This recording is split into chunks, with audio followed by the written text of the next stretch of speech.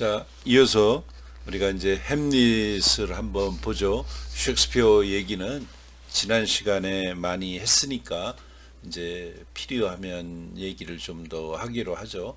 자, 그런데 이제 그 연극 얘기를 한번 해보죠. 조금만 더. 자, 재미로 얘기해 보면 이 셰익스피어는 스트래퍼드 오픈 에이본에서 태어나서 물론 아버지가 거기에 이제 유명 인사였는지 시골에서 유명 인사였죠. 자, 여기에서 태어나서 자랐는데 아버지의 영향 속에 부유롭게 공부는 했지만 아버지가 망해서 대학은 못 다니고 런던에 오게 됐다. 근데 또 어떤 그 글귀를 보니까 어떤 책을 보니까 햄릿이 셰익스피어가 이 스트래퍼드 오픈 에이본을 떠나게 된 것은 그 어느 지주의 영지 땅에서 사슴을 몰래 잡아가지고 처벌을 받고 그래서 도망을 갈 수밖에 없어서 런던으로 갔다, 이런 얘기도 또 있어요. 그리고 이제 런던에 가서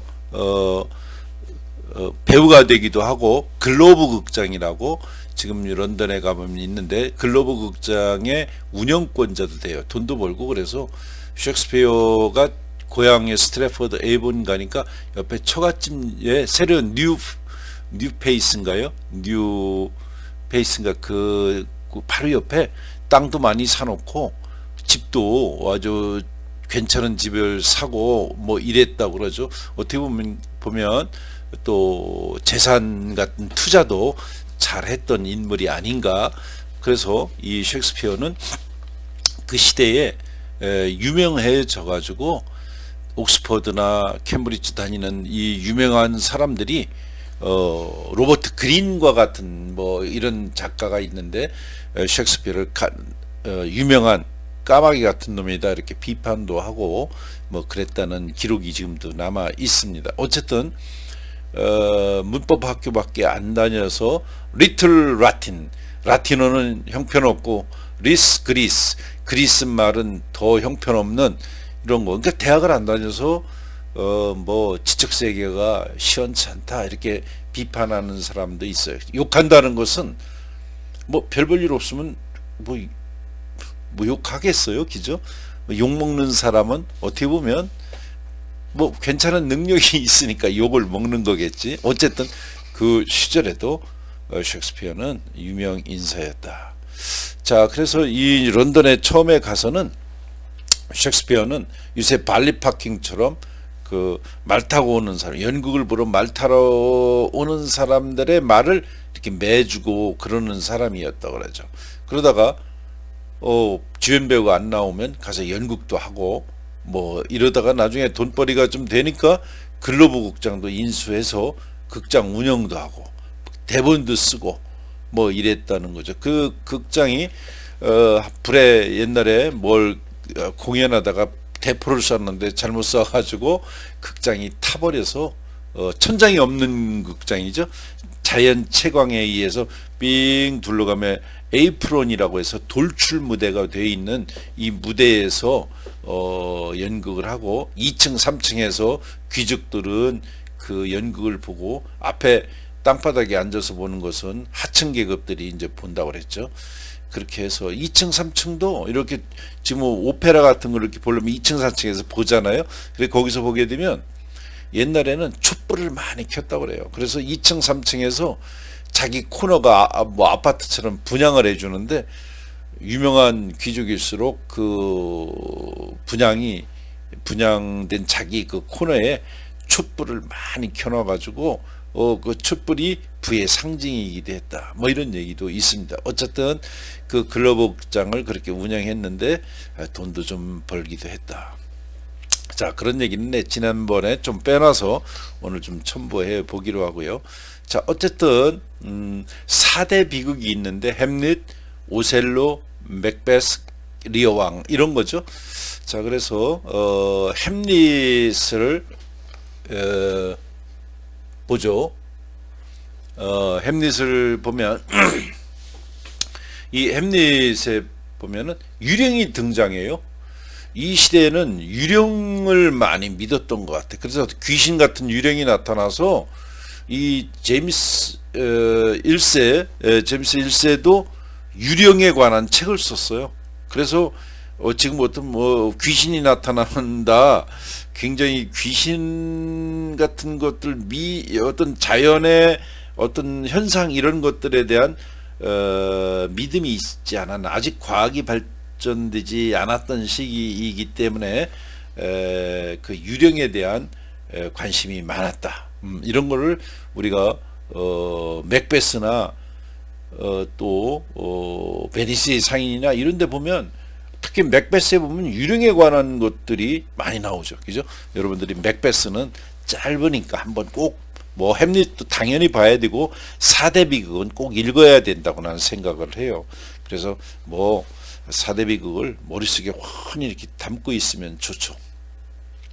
자, 유령의 의미인데 영국 르네상스 시대에 유령에 관한 미신을 아까 얘기한 것처럼 아직 과학이 발전되지 않아서 이해할 수가 있다. 그래서 과학이 발전되지 않고, 그러니까 귀신이 나타나고 그 귀신이 우리에게 어떤 일을 해줄 거다, 이런 걸 믿고 있죠. 자, 이 작품의 배경도 바로 햄릿의 배경도 그런 거죠. 덴마크. 자, 이 배경이 되는 것도 영국이 아니에요. 덴마크예요. 지금의 덴마크 엘시노어 성 망루에서 이렇게 성 위에 그 망보는 데서 보초병들이 한밤중 경계 근무를 하고 있죠. 그들은 밤마다 죽은 햄릿의 아버지 왕 선왕의 모습을 한 유령이 출몰하는 곳에 두려움을 느낀다. 요즘 얘기하면 어느 대통령이 죽었어요. 근데 그 박정희 유령이 아침마다 그 성에 나타나는 거죠. 근데 그 유령은 라틴어만 해. 그래서 대학을 안 다니는 놈들은 라틴어를 모르면 유령이 뭐라고 짓거리고 가도 못 알아들어.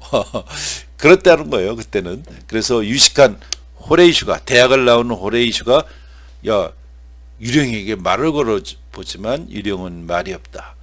참, 호레이슈가 대학을 나왔기 때문에 라틴어로 말을 걸어보는 거죠. 그래서 라틴어도 아는 호레이슈가 유령에게 말을 걸어보지만 유령은 말없이 사라진다. 그는 유령의 출몰이 나라에 불길한 일이 일어날 징조라고 생각한다. 호레이슈는 노르웨이 왕자 포틴브라스 2세가 부친이 잃어버린 땅을 되찾으려 전쟁 준비를 하고 있기 때문에 덴마크도 이에 맞서 전쟁에 대비하고 있다고 얘기를 하죠. 새벽이 오고 그들은 유령의 출몰에 대해 햄릿 왕제에게 알리기로 한다. 아버지가 잃어버린 그 땅에 대해서 노르웨이 왕자 포틴브라스 2세가 아버지가 잃어버린 땅을 되찾으려고 다시 전쟁 준비한다. 그러니까 덴마크도 싸워야 된다. 이런 얘기를 이제 하고 있는 거죠. 이제 전쟁의 배경이 되는 얘기를 하고 있는 거예요. 자, 이런 배경을 알고 이 작품이 시작되는데, 이 작품이 처음 시작되는 대사를 보면 참 재미있어요. 이 연극은 Who's there? 그건 누구냐? 이렇게 물어보는 걸로 시작을 해요. 유명한 질문이 누구냐? Who's there? 연극 이 햄릿의 유명한 첫 질문에 Who's there? 그 안개가 쫙 껴있는데 보초병이 이렇게 있는데 저쪽에 유령이 나타나요. Who's there? 그건 누구야? 한밤중에 두 추병 근무자가 교대하는 장면으로부터 햄릿은 시작이 되죠. 깜깜한 밤중에 근무 교대하는데 상대방의 정체를 알기 위해서 서로 너 누구야? 이렇게 물어보는 거예요. 자, 거기 너 누구냐라는 이 질문은 보초병의 평범한 질문이라고 할 수도 있지만, 우리가 문학적으로 깊이 생각해 본다면, 또 철학적으로 더 생각해 본다면 깊은 철학적 의미가 이 안에 너 누구야? 이런 거죠. 너 누구야? 중세에서 근대로 넘어가는 시기가 바로 셰익스피어가 활동했던 이 시대죠. 이 시기는 신중심 문화에서 인간 중심으로 바뀌는 시기이다. 신중심에서 인간 중심으로 바뀌는, 여기를 좀 더 설명하면, 자, 신중심은 뭐예요? 원래 옛날에 그리스 시대, 지금의 우리나라 그리스에는 여기도 신중심인데, 기독교는 뒤에 이제 나타난 것이고, 잡신들이 나타나서 자기들끼리 춤추고 놀고 인간적으로 막 신들이 잡다한 수많은 신들이 그랬는데, 이제 중동에서는 예수가 나타나서 그런 잡신들에게 너희들은 신이 아니야, 나만 신이야, 이렇게 하면서 유일신을 강조하죠. 그래서 예수가 나타나서 이제 기독교 문화가 성립이 되면서 기독교 문화가 이제 유럽으로 전파되는 거예요. 결국 로마, 그리스 이쪽에서도 기독교가 국가의 공인 종교로 이제 인정받게 되는 거죠. 물론 그 시대에 그 전에는 구약이 있지만 이제 신약이 만들어져서 유일신인 이제 하나님 예수를 믿는 이런 문화로 유럽과 전 세계가 바뀌어 가는 거예요. 자, 그래 이 시기가 1000년이라는 세월을 유럽을 지배해요. 쫙. 그래서 중동에서 보면 왜 유일신이냐? 그쪽에서 보면 모래 폭풍이 부는 이런 아주 척박한 환경에서 양떼를 몰고 돌아다니다가 양떼가 밤에 모래 폭풍으로 죽고, 뭐 앞날을 생각해 볼 수 없는 환경이 되죠. 그래, 주여 어디 계시나이까? 하나님 왜 이렇게 이 환경이 어렵습니까? 이렇게 얘기하게 되는 거죠. 그래서 살기 위해서 하나님의 음성을 들어보려고 하는 거예요. 그러나 옛날에 그리스는 그게 아니죠. 너무나 환경이 좋아. 그러니까 연극을 하고 춤추고 놀고 이렇게 하는 건데, 이제 이 중동의 문화가 들어와서 샥 그 인간 중심의 문화는 땅속으로 들어가게 되고, 이제 신중심 문화가 유럽을 1000년을 지배했던 거죠. 그게 무슨 시대예요? 그게 중세예요. 1000년이란 다크에이지. 자기들이 필쓴 거예요. 다크에이지. 오직 하나님만 있고 인간은 없는 시대. 그래서 이 시대를 중세 1000년이라는 말로 하죠. 1000년이라는 세월 동안 신중심 사회였다. 자, 이런 신중심의 문화에서 인간 중심의 문화로 바뀌는 거다. 그게 말로 뭘까? 옛날에 인간에 대한 새로운 중심으로 바뀌는 거, 르네상스죠. 이 시기에 너는 누구냐라는 말은, 거기 누구냐 이 말은 너는 누구냐라는 말로 이렇게 바꿔서 환치해 볼 수도 있죠. 너는 누구냐라는 질문은 어떻게 보면 나는 그럼 누구인가라는 질문으로 또 확대해 볼 수도 있어요. 그래서 이 작품은 나는 누구인가? 그럼 너는 누구냐? 나는 누구인가라는 철학적으로도 좀 더 깊이 나는 누구인가에 대한 성찰을 극화한 연극이라고 할 수가 있다. 나는 누구인가? 그럼 너는 누구냐? 그러면 나는 누구인지 이거에 대한 질문으로 시작하는지도 모르죠. 햄릿 1막 1장은 유난히 질문이 많이 있어요. 15번이나 질문이 나온다고 그러죠.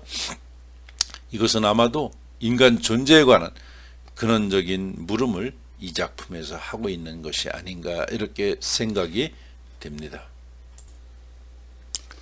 당시 유령에 관한 미신들을 볼 수 있어요. 햄릿 첫 장면은 보초병들이 근무교대를 하는데 이들이 문제가 되는 것이 있죠. 깊은 밤이 되면 유령이 등장한다는 것이에요. 그런데 그 유령이 얼마 전에 죽은 덴마크 왕의 유령이라는 거죠.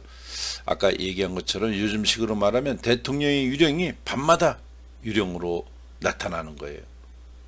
이들은 밤마다 나타나는 유령에 대해서 궁금해하고 두려워하고 있죠. 당시 사람들이 유령에 대하여 갖고 있던 생각들이 이렇게 나타난다는 거예요. 왜 유령이 나타나느냐? 그 유령이 나타나는 경우를 보면 유령은 용무가 있는 사람에게만 나타난다는 거예요. 그러니까 유령이 아무한테나 보이는 게 아니라 정말 꼭 무슨 용모가 있는 사람에게만 나타나고, 유령은 아까 얘기한 것처럼 라틴어로만 의사소통이 가능하다. 영어는 안 된다. 한국어도 안 되는지 내 모르지만 영어로는 안 된다는 거죠. 위험을 경고하거나 감춰진 흉계를 폭로하기 위해서 유령이 출현한다는 거예요. 뭔가 경고해 주려고, 너 이런 거 앞으로 일어날 거다, 또 이런 흉계가 있었다, 이것을 폭로하기 위해서 유령이 출현한다는 거죠. 그래서 제임스 1세는 유령에 관한 어떤 논문도 쓰고 책으로도 출간도 했어요. 그리고 이 죽을 때 입었던 망자가 죽은 사람이 입고 있던 옷을 입고 나타난다는 거예요. 근데 한 번만 오는 게 아니라 자기 목적이 다 이루어질 때까지 계속 출현한다는 것이죠. 이런 것들이 당시 사람들이 갖고 있는 유령에 대한 생각이었어요. 자, 죽은 선왕이 이렇게 출현한다는 것은 당시 사람들에게 어떤 의미를 주었을까? 이런 걸 한번 생각해 볼 수 있겠죠. 유령의 출현은 인간 사회의 질서 파괴를 의미해요. 즉 정치적 도덕적 질서 파괴를 의미한다. 유령이 첫번 이렇게 나타나는 것은 우리 인간이 사회에 뭐가 잘못돼서 이 질서를 파괴한다는 것이죠. 또 보츠병의 친구이자 햄릿 왕자의 친구이기도 한 호레이쇼가 등장을 하죠. 라틴어를 구사할 수 있어요. 호레이쇼가 유령을 보고 이렇게 얘기합니다. 유령의 출몰은 인간 사회의 질서 파괴를 암시한다. 결국 계속해서 말하기를 로마에서 호레이쇼가 얘기하는 거예요. 시저가 죽었을 때 시체들이 묘지를 벗어나 수의를 입고 로마 거리를 배회했다. 이거는 이제 파괴가 일어났다는 거죠. 자연현상이. 시저가 죽었을 때, 이거는 있을 수가 없는 일이다. 시저가 죽었으니까 시체들도 묘지에서 다 나와가지고 수의를 입고 로마 거리를 막 돌아다녔다는 거예요. 이렇게 자연현상마저도 뭔가 파괴가 일어났음을 보여준다는 것이죠. 누가 나쁜 짓을 했다? 그러니까 죽은 유령조차들도 다 이렇게 반란을 일으킨다. 이것은 인간 사회의 정치적 도덕적 질서가 파괴되었다는 것을 의미한다. 뭔가 왕을 죽이고 뭔가 어떤 반역이 일어나게 되면 이 세상의 질서가 이렇게 다 깨진다는 것이죠. 이렇게 인간 사회의 질서 파괴는 자연세계의 질서 파괴로 이어져서 자연세계도 무질서해진다는 것이에요. 그래서 이 자연에는 큰 재앙이 불러온다고 하죠. 이것은 다분히 중세적인 질서 개념이 반영된 것이다. 이건 보면 더 그레이트 체인 오브 빙이라고 그랬는데 그 전에 한번 했죠. 다시 한번 써보면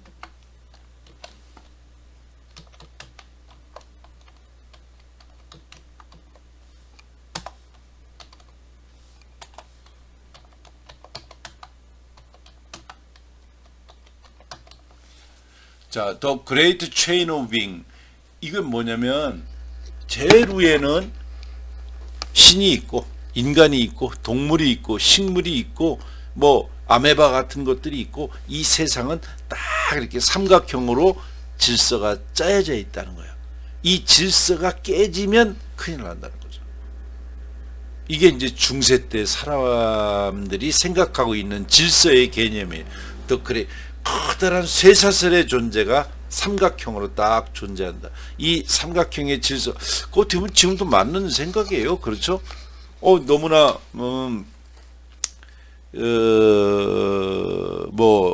사자들이 그 초식 동물을 다 잡아먹게 되면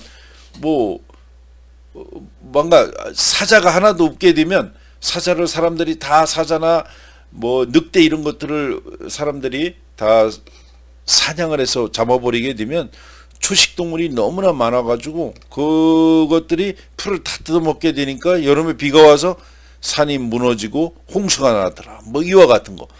이게 질서가 깨지는 거죠. 그리고 이런 충분히 중세적인 이 개념이라고 볼 수 있어요.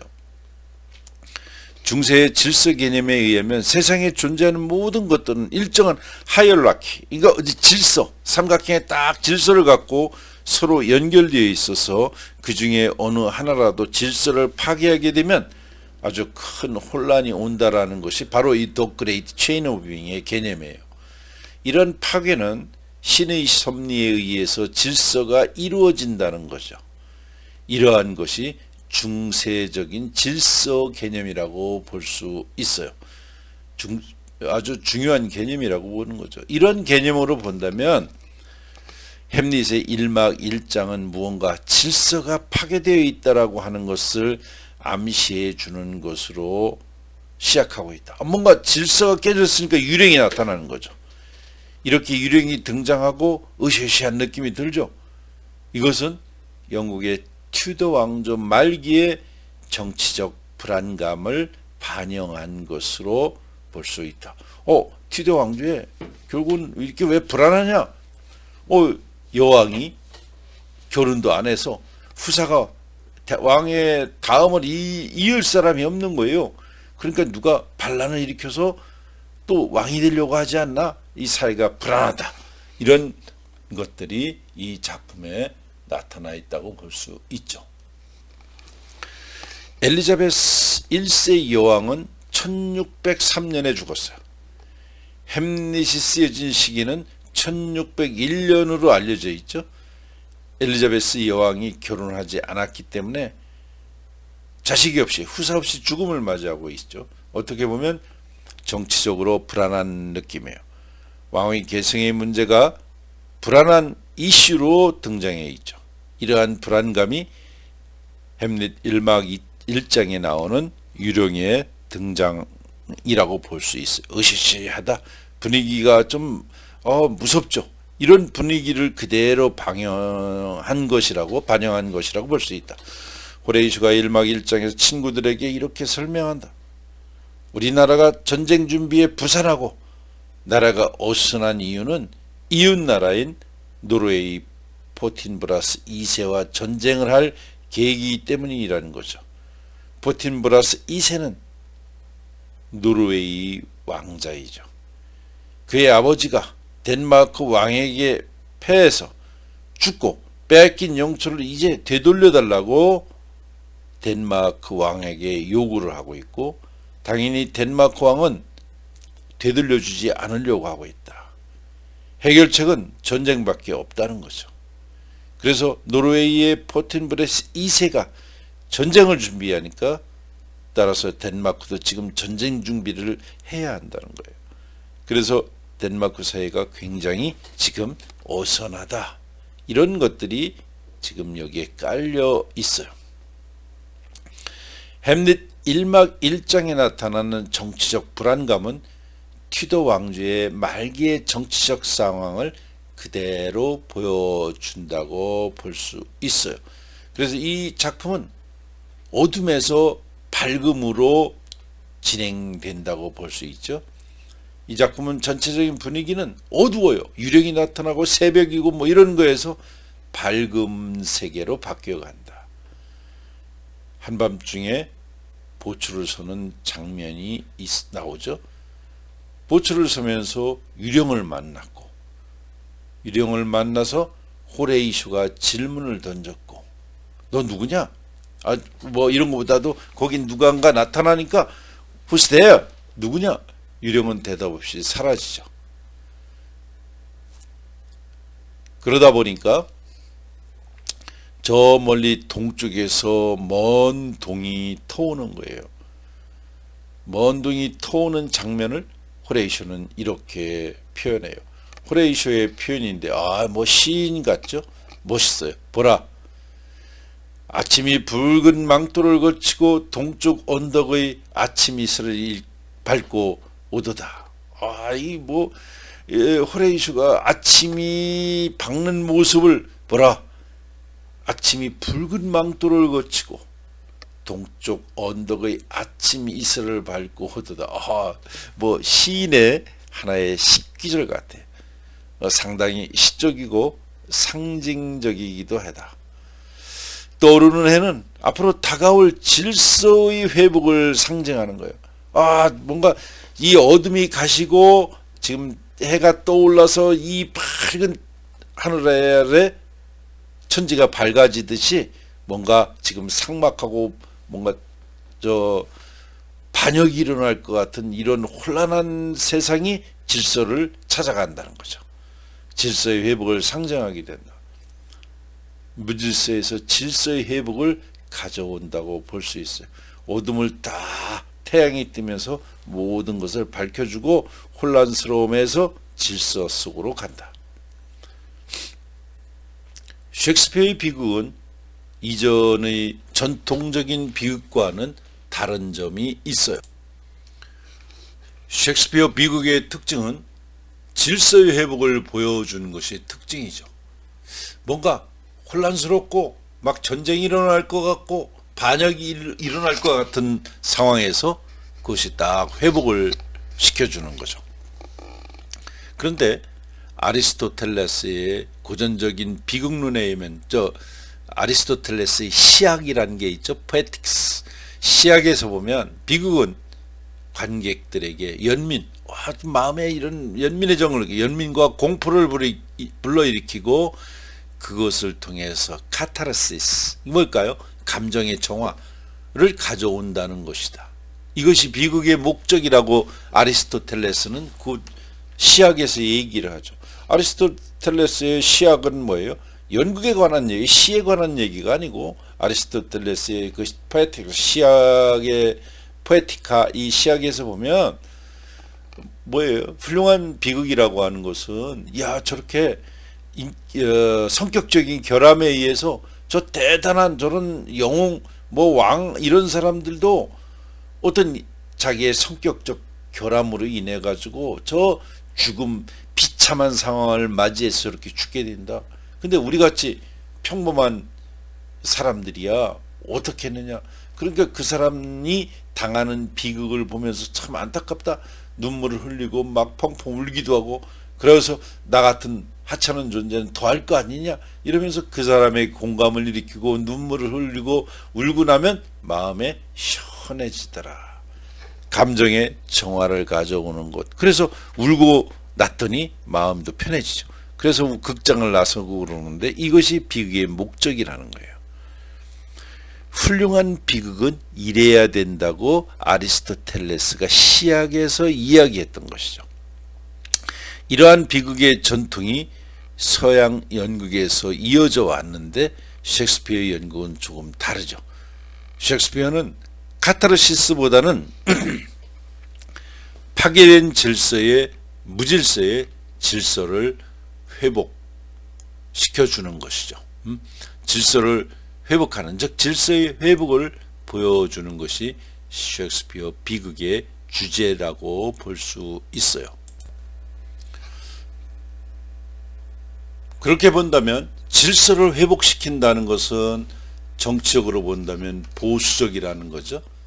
그러다 보니 주변부에 위치한 타제들에 대한 전복의 시도를 봉쇄하고 기성 권력을 더 강화시켜주고 옹호해주는 역할을 했다는 비판을 받을 수도 있을 것이다.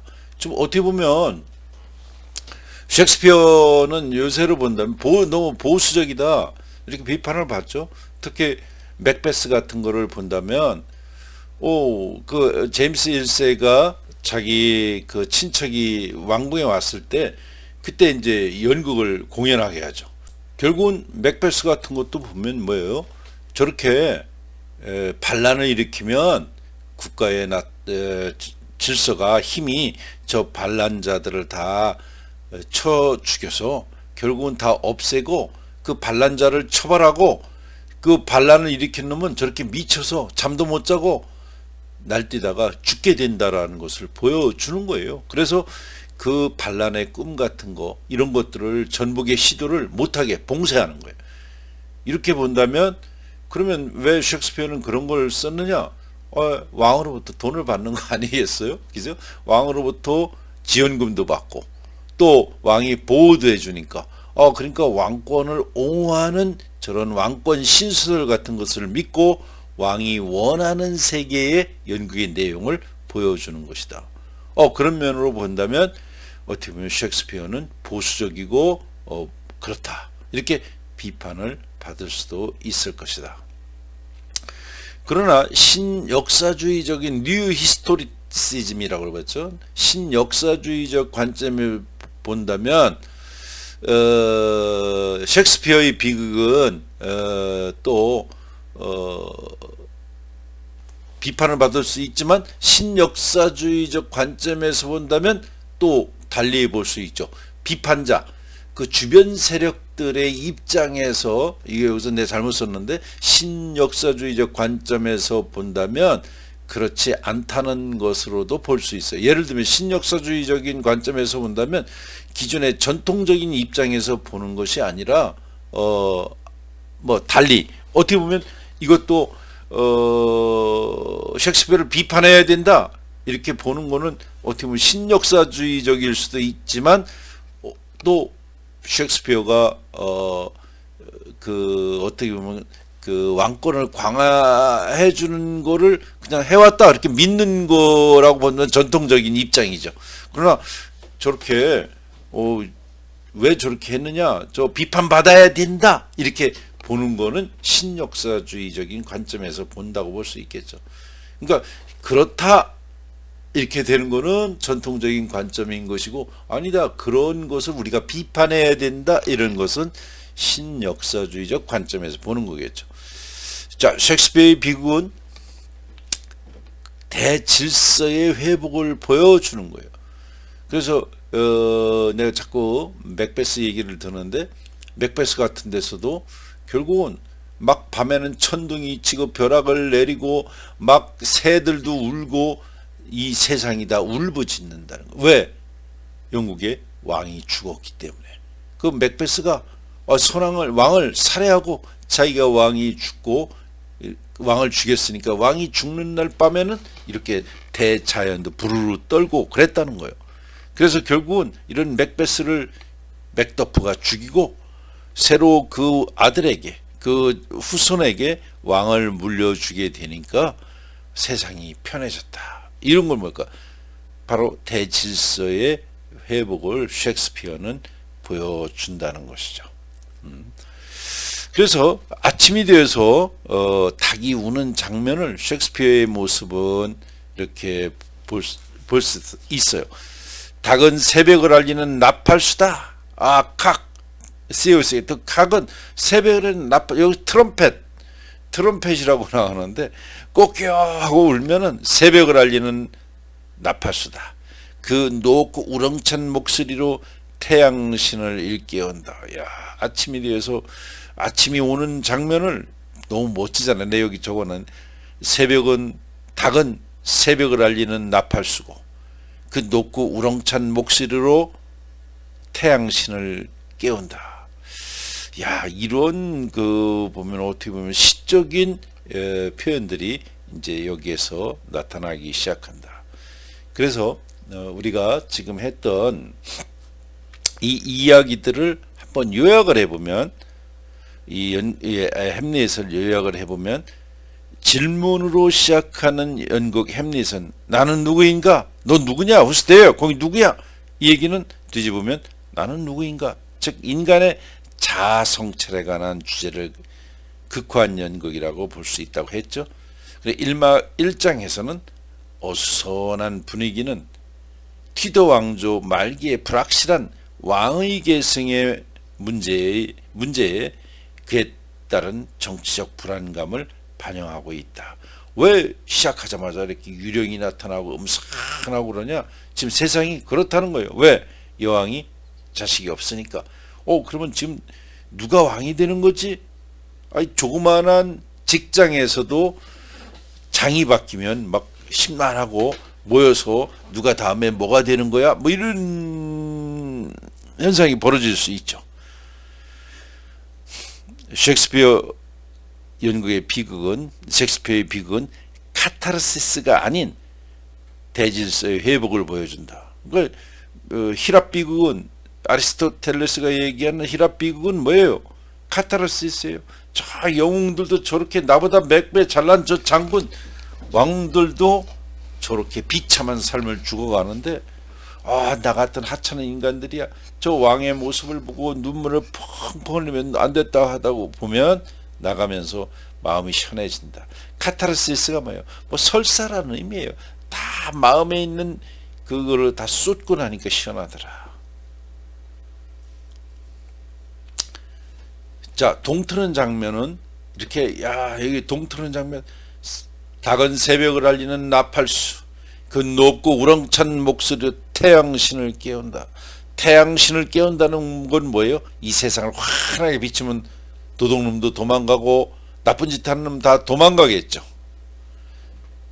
이렇게 동트는 장면은 다가올 질서 회복을 상징적으로 보여주는 거다.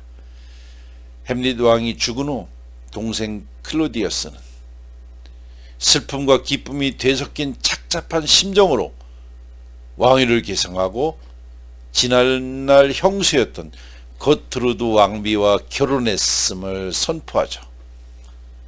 노르웨이 포틴브로스 2세는 부친이 패전으로 목숨과 함께 빼앗긴 영토의 반환을 요구하지만 클로디어스는 이를 거부하는 편지를 보내죠.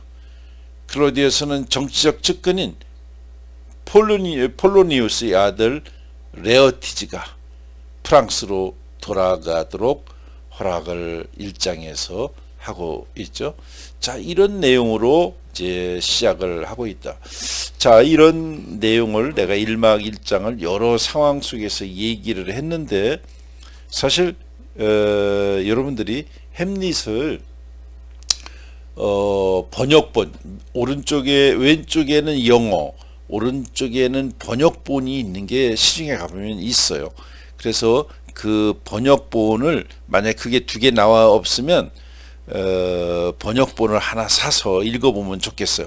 그 다음에 영어도 하나 사서 보면 오른쪽에 그 1막 몇 줄째 나오는지 그 표시가 다 돼 있어요.